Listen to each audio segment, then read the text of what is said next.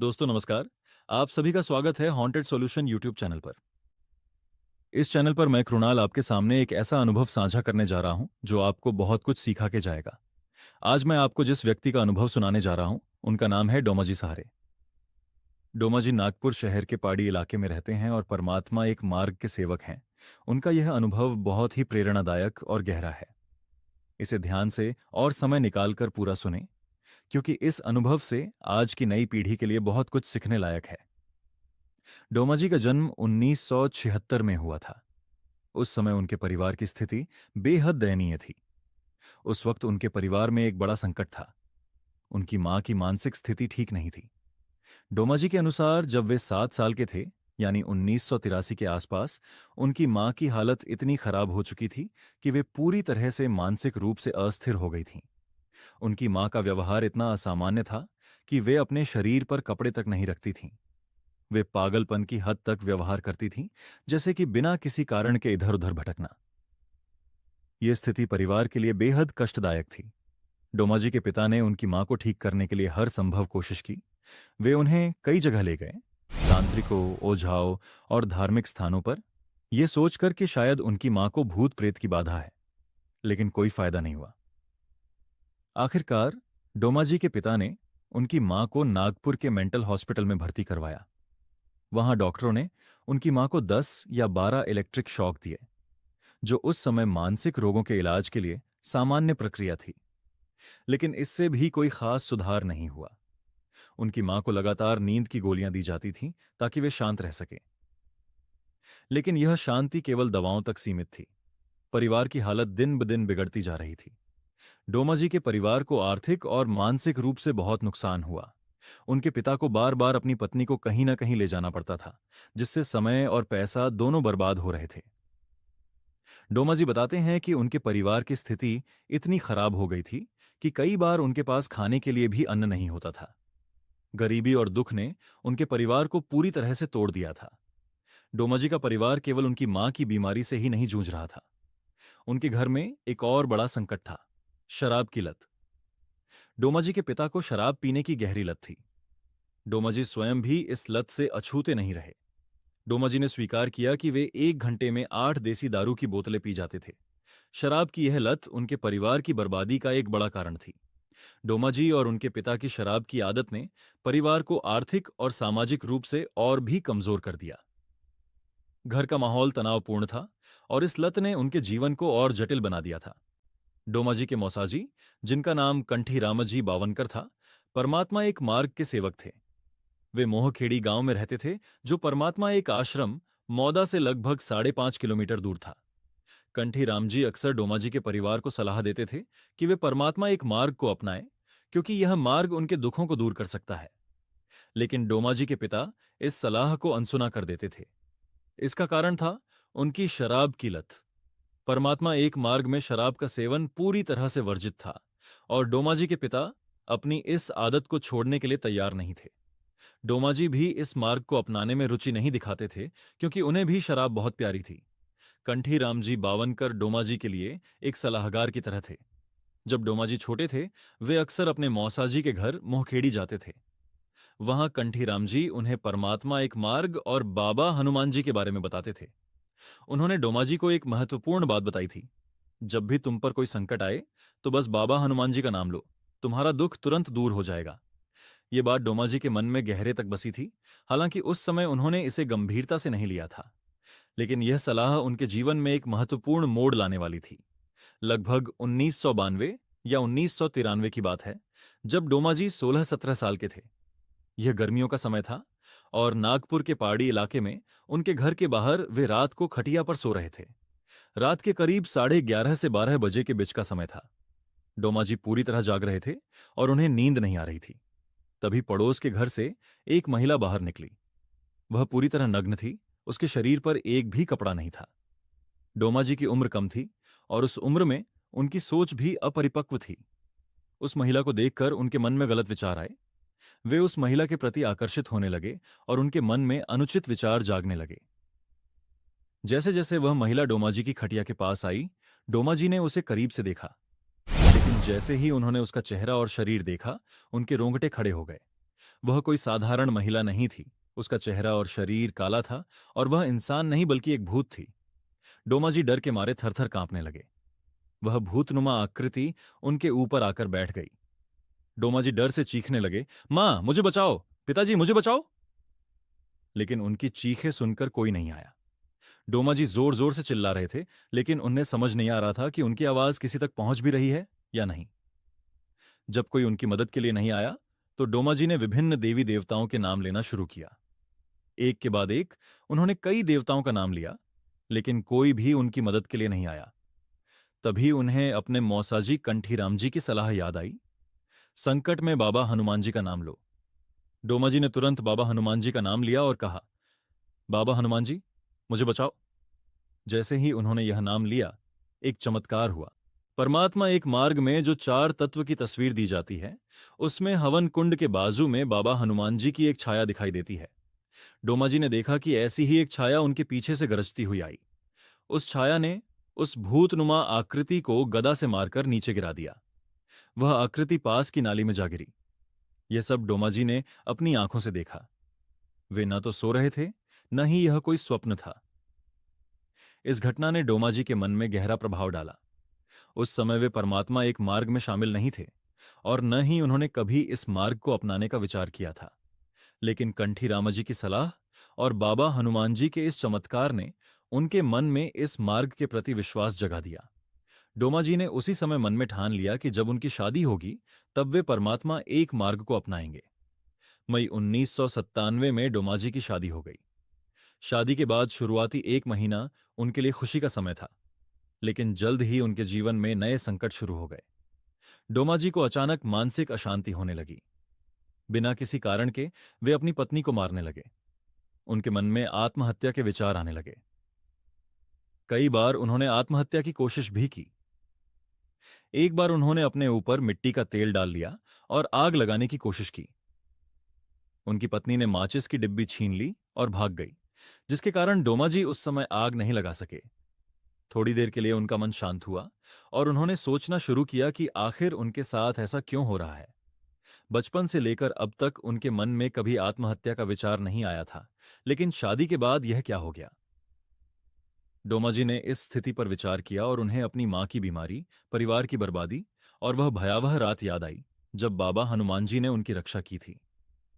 उनके मन में फिर से परमात्मा एक मार्ग के प्रति विश्वास जगा। उन्होंने तय किया कि अब वे इस मार्ग को अपनाएंगे, क्योंकि यह उनके दुखों का एकमात्र समाधान हो सकता है। डोमाजी अपने नजदीकी मार्गदर्शक नामदेवजी चांदेकर के पास गए। उन्होंने अपनी मां की भूत बाधा और परिवार की शराब की लत के बारे में बताया, लेकिन उन्होंने अपनी सारी समस्याएं और गलतियां पूरी तरह से खुलकर नहीं बताईं। अगस्त 1997 में मार्गदर्शक नामदेवजी चांदेकर उन्हें और उनके परिवार को महान त्यागी बाबा जुमदेवजी के निवास स्थान पर ले गए। वहां डोमाजी, उनकी मां, पिता और एक ऑटो वाले सहित 5 लोग गए। महान त्यागी बाबा जुमदेवजी के भाई मारोतरावजी ने डोमाजी को बाहर ही रोक लिया और कहा कि वे अंदर नहीं आ सकते। डोमाजी के हाथों में कई अंगूठियां थीं, जिस पर विभिन्न रंग के पत्थर जड़े हुए थे और एक कड़ा था। यह सब उन्होंने नागपुर के ताजबाग, वाकी और अन्य धार्मिक स्थानों से खरीदे थे। मारोतरावजी ने कहा कि इन अंगूठियों और इस कड़े को उतारना होगा, क्योंकि परमात्मा एक मार्ग में पुरानी परंपराओं, अंधविश्वासों और रूढ़ियों का कोई स्थान नहीं है। डोमाजी ने पहले तो हिचकिचाहट दिखाई। उन्होंने कहा कि ये कड़ा और अंगूठियां तो सस्ते हैं और इनका कोई धार्मिक महत्व नहीं है। लेकिन मारोतरावजी ने सख्ती से कहा कि चाहे ये 13 रुपये के हों या किसी भी कीमत के, इन्हें उतारना होगा। डोमाजी ने आखिरकार अपना कड़ा और अंगूठियां उतारकर ऑटो वाले को दे दी और अंदर प्रवेश किया। वहां बाबा जुमदेवजी के भाई ने उन्हें मार्ग के बारे में बताया और नामदेवजी चांदेकर को आदेश दिया कि वे डोमाजी को कार्य दे सकते हैं। इस तरह डोमाजी और उनके परिवार ने परमात्मा एक मार्ग को अपनाया। परमात्मा एक मार्ग को अपनाने के बाद डोमाजी, उनकी पत्नी और मां ने कार्य शुरू किया, लेकिन उनके पिता इस मार्ग में शामिल होने के लिए तैयार नहीं थे। वे घर छोड़कर अपनी आरा मशीन की नौकरी वाली जगह पर रहने लगे। 2-3 महीने तक वे घर से बाहर रहे, लेकिन बाद में उन्होंने भी मार्ग को स्वीकार कर लिया। मार्ग में आने के बाद डोमाजी की मां की स्थिति में धीरे धीरे सुधार होने लगा। पहले वे पागलपन में पाड़ी नागपुर से मौदा तक पैदल चली जाती थीं, लगभग 27 किलोमीटर, लेकिन अब ऐसा नहीं होता था। हालांकि उनकी बीमारी पूरी तरह ठीक नहीं हुई थी। इसका कारण यह था कि डोमाजी और उनके परिवार ने मार्ग में आने के समय अपनी सारी गलतियां और समस्याएं पूरी तरह से अपने मार्गदर्शक के सामने नहीं रखी थीं। परमात्मा एक मार्ग का नियम है कि जब कोई नया परिवार इस मार्ग को अपनाता है तो उसे अपनी सारी गलतियां और दुख खुलकर अपने मार्गदर्शक को बताने होते हैं, ताकि उनका समाधान हो सके। लेकिन डोमाजी ने ऐसा नहीं किया था। इसके बावजूद मार्ग में आने के बाद डोमाजी की आर्थिक स्थिति में सुधार होने लगा। डोमाजी और उनके पिता आरा मशीन पर नौकरी करते थे। पहले उनके पास कभी भी एक साथ 5,000 रुपये भी नहीं होते थे, क्योंकि सारा पैसा उनकी मां की बीमारी और शराब की लत में खर्च हो जाता था। लेकिन मार्ग में आने के 4 महीनों के अंदर ही उनके पास 85,000 रुपये जमा हो गए। ये उनके लिए एक चमत्कार जैसा था। उन्होंने अपना एक पक्का मकान बनवाया। उनकी जिंदगी धीरे धीरे पटरी पर आने लगी। 5 साल तक डोमाजी और उनके परिवार ने सादे कार्य किए। इस दौरान उनकी जिंदगी में काफी सुधार हुआ, लेकिन उनकी मां की बीमारी पूरी तरह ठीक नहीं हुई थी। उनके मार्गदर्शक ने सुझाव दिया कि अब उन्हें त्याग का कार्य करना चाहिए। सादे कार्य में दुख दूर नहीं हुए। हो सकता है त्याग करने के बाद उनकी मां के दुख पूरी तरह दूर हो जाए। डोमाजी ने इस सुझाव को स्वीकार किया और 42 दिनों के त्याग के कार्य की शुरुआत की। त्याग का कार्य बहुत कठिन होता है। इसमें कई सख्त नियमों का पालन करना पड़ता है, जिनमें से एक है ब्रह्मचर्य व्रत। शुरुआती 20 या 22 दिन तक डोमाजी ने नियमों का पालन किया, लेकिन धीरे धीरे उनके मन में वासना के विचार आने लगे। जब उनकी पत्नी उनके सामने खाना लेकर आती तो उनके मन में गलत विचार जागने लगे। वे सोचने लगे कि अगर वे ब्रह्मचर्य व्रत तोड़ दे तो कोई देखने वाला नहीं है। लेकिन किसी तरह उन्होंने अपने मन को काबू किया। हालांकि 38 या 39वें दिन डोमाजी ने अपनी पत्नी को छुआ। यह घटना रसोई में हुई। उनकी पत्नी ने उनका हाथ झटक दिया और कहा कि जो हुआ है उसे पहले वे अपने मार्गदर्शक से इस बारे में बात करें। डोमाजी ने इस गलती को छुपाया और किसी को नहीं बताया। त्याग का कार्य पूरा होने के बाद उन्होंने घर में शक्कर बांटी और मार्गदर्शक के पास गए। मार्गदर्शक ने पूछा कि कार्य ठीक हुआ या नहीं। डोमाजी ने झूठ बोल दिया कि सब कुछ ठीक हुआ और उन्होंने सभी नियमों का पालन किया। मार्गदर्शक ने उन्हें चिट्ठी लिखकर दी और एक दूसरे सेवक के साथ नागपुर के वर्धमान नगर स्थित भवन में भेजा, जहां कुछ पूछताछ हुई। फिर वहां से महान त्यागी बाबा जुमदेव जी के निवास स्थान टिमकी गए। वहां पूछा गया कि त्याग के कार्य कैसे हुए और कुछ नियम पूछे। उसे वक्त उन्हें सुबह की विनती और प्रार्थना भी ढंग से नहीं आती थी और त्याग के कार्य में पालन किए जाने वाले बंधन भी सही से बताने नहीं आए। वहां भी डोमाजी ने अपनी गलती नहीं बताई। उस समय बाबा जुमदेव जी के भाई ने उनसे कहा, तुम्हारा त्याग का कार्य शायद ठीक से साधा नहीं गया है, तुम और गहराई से सोचो। लेकिन डोमाजी ने उनसे झूठ बोला कि मेरा त्याग का कार्य अच्छा हुआ है, मैंने नियमों और बंधनों का ठीक से पालन किया। फिर उन्होंने टूटे फूटे ढंग से उन्हें त्याग के बंधनों के बारे में बताया। इसके बाद उन्हें एक चिट्ठी लिखकर दी। फिर वह वर्धमान नगर के भवन आए और वहां उस चिट्ठी को दिखाया। वहां मौजूद एक व्यक्ति ने उनसे और सारी जानकारी पूछी, रजिस्टर में उनका नाम लिखा और फिर फोटो दी। इसके बाद वह उन फोटो को लेकर घर वापस आ गए। घर पर हवन और चर्चा बैठक हुई और सब कुछ सामान्य लग रहा था। लेकिन दूसरे महीने के हवन के बाद डोमाजी को फिर से एक पुराना दुख सताने लगा। डोमाजी को 12 साल की उम्र से बवासीर की समस्या थी। मार्ग में आने के बाद यह बीमारी पूरी तरह ठीक हो गई थी, लेकिन अब 5 साल बाद यह समस्या फिर से शुरू हो गई। डोमाजी को समझ नहीं आ रहा था कि ऐसा क्यों हो रहा है। उन्होंने इस बारे में किसी को नहीं बताया और डॉक्टरी इलाज शुरू कर दिया, लेकिन उनकी मानसिक स्थिति भी बिगड़ने लगी। वे आरा मशीन पर काम करते थे, लेकिन अब उन्हें यह काम करना मुश्किल लगने लगा। उनके मालिक ने भी कहा कि उनकी कार्यक्षमता कम हो गई है। डोमाजी का मन अशांत था। वे काम से छुट्टी लेकर नदियों और नालों में मछली पकड़ने जाने लगे।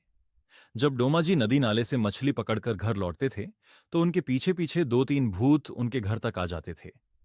डोमाजी को वह भूत दिखाई नहीं देते थे, लेकिन उनके पिता उन्हें कहते थे, बेटा तू अपने साथ ये क्या लाया है। वह भूत सिर्फ उनके पिता को दिखाई देते थे। परमात्मा एक मार्ग के सेवक को भूत दिखना कोई साधारण बात नहीं थी। इसमें कहीं ना कहीं कोई गलती थी जो उन्हें समझ नहीं आ रही थी। उनके पिता बार बार कहते, डोमा, हमारा घर कैसा हो गया रे? तू वहां से आया और अपने साथ भूत लाया, मुझे दिख रहे हैं। उनके पड़ोस में रहने वाले एक सेवक अक्सर कहते थे कि डोमा जी का त्याग का कार्य सही नहीं हुआ, जिसके कारण उनके दुख फिर से लौट आए हैं। उन्होंने सलाह दी कि डोमा जी को अपनी गलती मार्गदर्शक के सामने स्वीकार करनी चाहिए और भगवान से माफी मांगनी चाहिए। लेकिन डोमा जी ने उनकी बात को अनसुना कर दिया और कहा कि उन्होंने कोई गलती नहीं की। आखिरकार डोमा जी को अपनी गलती का एहसास हुआ। उन्होंने महसूस किया कि त्याग के कार्य के दौरान उनके मन में गलत विचार आए थे और उन्होंने ब्रह्मचर्य व्रत तोड़ने की कोशिश की थी।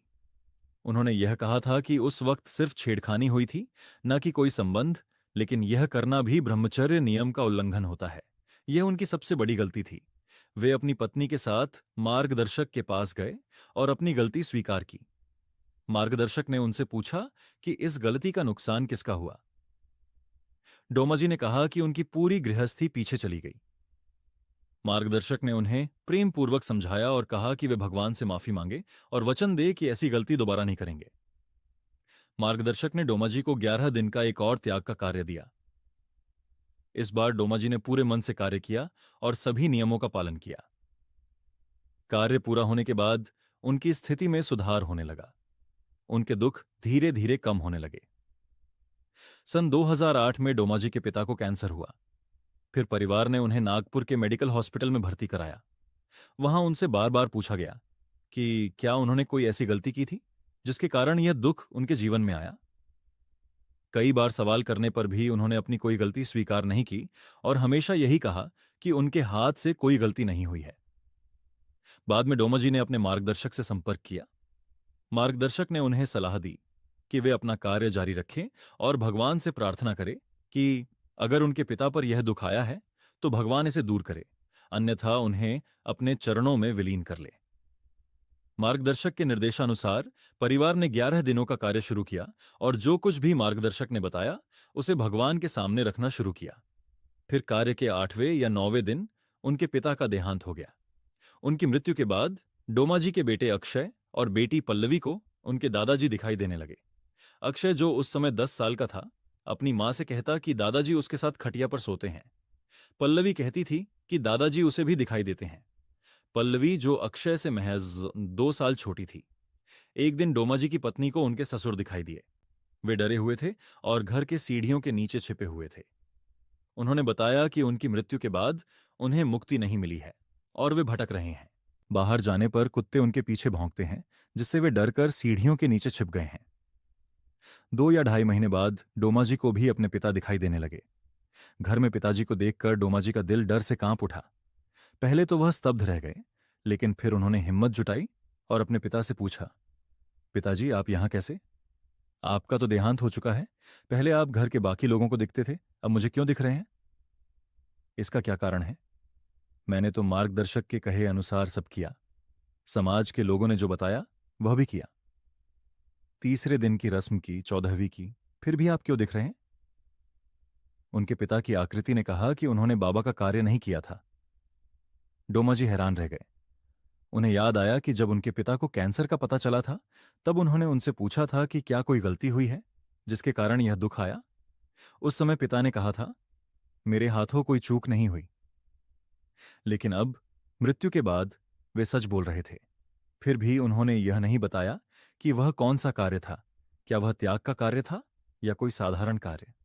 मुझे ऐसा लगता है कि डोमाजी के पिताजी पहले से ही परमात्मा एक मार्ग को अपनाने के लिए तैयार नहीं थे।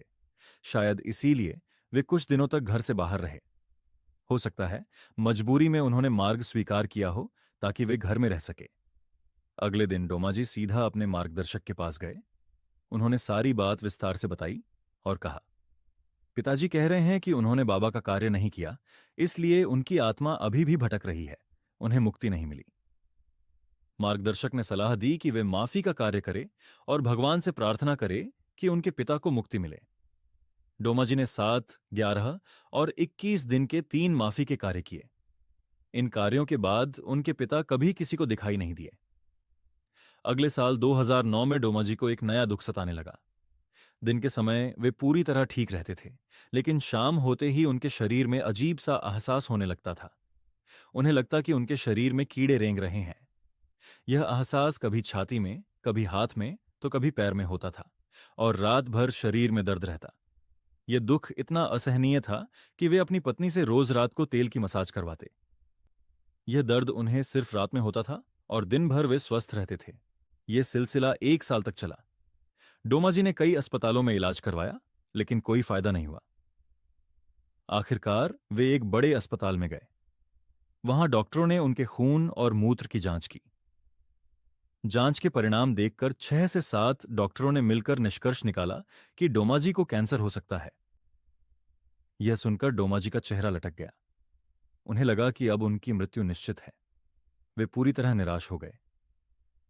अस्पताल में उनकी मुलाकात एक सेवक से हुई, जिसने उन्हें हिम्मत दी और कहा कि तुम्हें कुछ नहीं होगा। अगर कुछ बीमारी निकली भी तो भगवान साथ देंगे। ऐसे शब्द उस सेवक के मुंह से निकले। डोमा जी के जीवन में उस दिन एक भयानक मोड़ आया, जब डॉक्टर ने उन्हें अपनी रिपोर्ट की फाइल थमाई और कहा, औषध शुरू करो। मैं जो दवाइयां लिख रहा हूं उन्हें लेना शुरू कर दो। डॉक्टर के मुंह से कैंसर शब्द सुनकर डोमा जी का दिल जैसे थम सा गया। वह उदास और निराश मन से घर लौटे।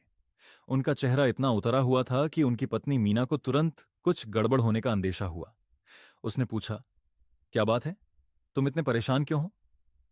डोमा जी ने गहरी सांस ली और कांपते स्वर में कहा, मीना, अगर तू मुझे जीवित देखना चाहती हो तो भगवान से कुछ प्रार्थना कर। मैंने डॉक्टर के मुंह से कैंसर का नाम सुना है, अब मेरे लिए कुछ कर। उनकी आंखें भर आईं। मन में एक ही ख्याल बार बार आ रहा था, उनके छोटे छोटे बच्चों का क्या होगा? उनकी देखभाल कौन करेगा? वह सोचने लगे कि कैंसर का मतलब तो मौत है। उस पल में उन्हें सिर्फ भगवान की याद आई। पहले डोमा जी भगवत कार्यों से कतराते थे, चर्चा बैठकों में कम ही जाते थे। लेकिन अब जब मौत का डर सामने खड़ा था, उन्हें लगा कि शायद भगवान ही उन्हें बचा सकते हैं। इस डर ने उन्हें भगवत कार्य की ओर खींच लिया। उन्होंने जीवित रहने की उम्मीद में भगवत कार्य में हिस्सा लेना शुरू किया। नागपुर में गट नंबर 9 की चर्चा बैठकों में वह नियमित जाने लगे। जहां कहीं 9वां हवन या त्याग का हवन होता, वहां वह मौजूद रहते। जहां भी मौका मिलता, वह भगवत कार्य में जुट जाते। सन 2010 में नागपुर के दिघोरी इलाके में एक सेवक सम्मेलन हुआ। डोमा जी ने उसमें हिस्सा लिया। वहां चर्चा बैठक शुरू हुई और वह सेवकों के अनुभव सुनने लगे। एक सेवक जो भजन गाते थे, उनके मार्गदर्शन की बातें सुनकर डोमा जी का मन थोड़ा हल्का हुआ। उस सेवक ने अपनी कहानी साझा की। उन्होंने बताया, मैं इतना अनुभवी सेवक हूं। मैंने महान त्यागी बाबा जुमदेव जी के साथ समय बिताया, उनके साथ रहा, उनके भजन बनाए और गाए, लोगों को मार्गदर्शन दिया। लेकिन फिर भी मैंने गलती की। मैंने अन्न का मुंह गोबर को लगाया और किसी दूसरे स्त्री के प्रेम में पड़ गया। जब उस सेवक ने कहा कि वह किसी दूसरे स्त्री के प्रेम में पड़ गया, डोमा जी को अपनी गलती का एहसास हुआ। उन्हें याद आया कि वह भी परमात्मा के मार्ग में आने के बाद परस्त्री के व्यसन में पड़ गए थे। उनकी पत्नी होने के बावजूद उनके परस्त्री के साथ संबंध थे। यह बुरी आदत उन्हें 15 से 16 साल की उम्र से ही थी। इस चरित्रहीनता की गलती को उन्होंने मार्ग पर आने से पहले अपने मार्गदर्शक के सामने स्वीकार नहीं किया था, और मार्ग पर आने के बाद भी वह बार बार यह गलती करते रहे, हर बार मर्यादा को तोड़ते रहे। परमात्मा एक मार्ग का एक अटल नियम है कि जब कोई परिवार इस मार्ग को अपनाने के लिए अपने मार्गदर्शक के पास जाता है, तो उसे अपनी सारी गलतियां खुलकर बतानी पड़ती है। चाहे वह गलतियां कितनी भी पुरानी हो, उन्हें पूरी तरह से बिना शर्माए स्वीकार करना होता है। अगर किसी स्त्री या पुरुष के साथ अनैतिक संबंध रहे हो, तो उसका भी खुलासा करना अनिवार्य है। साथ ही जीवन में जो भी दुख या परेशानियां हैं, उन्हें भी पूरी तरह से मार्गदर्शक के सामने रखना होता है। यदि यह खुलासा पूरी तरह से नहीं किया जाता, तो व्यक्ति का दुख कभी पूरी तरह से दूर नहीं होता। वह मार्ग पर आने के बाद भी दुखी ही रहता है। मार्ग पर आने के बाद चाहे स्त्री हो या पुरुष, किसी को भी अनैतिक संबंध रखने की अनुमति नहीं है। न ही कोई चरित्रहीन कार्य किया जा सकता है। जिससे पानी ग्रहण हुआ है, बस वही अनुमति है। यदि कोई ऐसी गलती करता है तो उसे दुखों का सामना करना पड़ सकता है। चर्चा बैठक खत्म होने के बाद डोमा जी अपने घर लौटे। उन्होंने सबसे पहले मार्ग की नियमावली को ध्यान से पढ़ा। उस नियमावली में वह सब कुछ लिखा था जो गलतियां वह करते आ रहे थे। उस पल उन्हें समझ आया कि उनकी गलतियों ने ही उन्हें इस दुख तक पहुंचाया है। डोमा जी ने ठान लिया कि वह अब इस पाप से मुक्ति पाने के लिए सच्चे मन से प्रायश्चित करेंगे। उन्होंने अपनी पत्नी मीना से विनती की, मेरे साथ चल, मुझे साथ दे। अपनी पत्नी को ढाल बनाकर वह अपने मार्गदर्शक के पास गए। मार्गदर्शक के सामने डोमाजी ने अपना सारा दुख खोलकर रख दिया। उन्होंने बताया, मुझे कैंसर हो गया है। मैंने इस मार्ग पर आने के बाद भी बहुत बड़ी गलती की। मैंने चरित्रहीनता की, और यह गलती मैंने मार्ग पर आने से पहले भी नहीं सुधारी थी। मार्गदर्शक ने गंभीरता से पूछा, बता, तुझे अब फायदा हुआ या नुकसान? डोमाजी ने जवाब दिया, मेरी मरने की नौबत आ गई है, मेरा तो नुकसान ही हुआ। मार्गदर्शक ने पूछा, फिर तुझे यह गलती करने के लिए किसने कहा? डोमाजी ने स्वीकार किया, किसी ने नहीं कहा। यह मेरी आदत थी, जो 15 से 16 साल की उम्र से चली आ रही थी। मार्गदर्शक ने कहा, अब जब इतना दुख आ गया तो अब क्या करेगा? डोमाजी ने जवाब दिया, आप ही अब कोई मार्ग बताइए। मैं एक चरित्रहीन इंसान हूं। मार्ग पर आने से पहले और बाद में भी मैंने ऐसी गलतियां की। मार्गदर्शक ने उन्हें समझाया, बाबा हनुमान जी की तस्वीर के सामने बैठ और उन्हें वचन दे कि अब तू कभी ऐसी गलती नहीं करेगा। अपनी गलतियों की माफी मांग। डोमाजी ने वैसा ही किया। उन्होंने भगवान के सामने वचन दिया कि वह अब कभी चरित्रहीन कार्य नहीं करेंगे। उन्होंने मार्गदर्शक से भी अपनी गलती की माफी मांगी। मार्गदर्शक ने आगे कहा, 3 चर्चा बैठकों में जा और अपनी इस गलती का प्रायश्चित कर। वहां भगवान स्वयं उपस्थित होते हैं। वहां माफी मांग। सन 2009 में डोमाजी को अपने कैंसर का पता चला था। 2010 में उन्हें अपनी गलती का एहसास हुआ और उन्होंने माफी मांगी। सन 2012 में डोमाजी के साथ एक ऐसी घटना घटी जिसने उनके जीवन को हमेशा के लिए बदल दिया। 3 अप्रैल 2012 को महान त्यागी बाबा जुमदेवजी का जन्मदिन मनाया गया। नागपुर में रैली निकली जिसमें डोमाजी ने हिस्सा लिया। उन्होंने लोगों को पानी पिलाया, सेवा की और पूरे उत्साह के साथ कार्यक्रम में शामिल हुए।